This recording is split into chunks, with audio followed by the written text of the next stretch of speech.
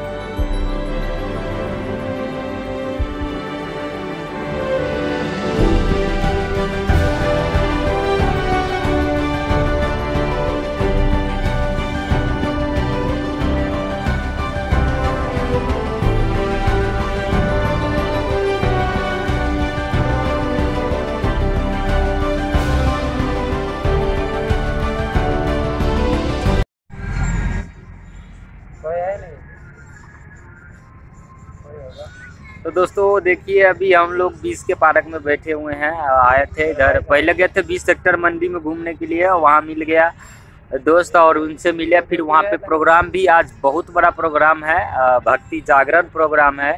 तो इस वीडियो को आप लोग पूरा देखिएगा। हम रात को आएंगे, प्रोग्राम का भी वीडियो अपलोड करेंगे, तो प्लीज़ हमारे वीडियो में बने रहिए और इस वीडियो को देखिएगा। साथ ही साथ चैनल को लाइक सब्सक्राइब कीजिएगा और मिलते हैं किसी नेक्स्ट वीडियो में। तब तक के लिए नमस्कार, प्रणाम, जय हिंद, जय भारत।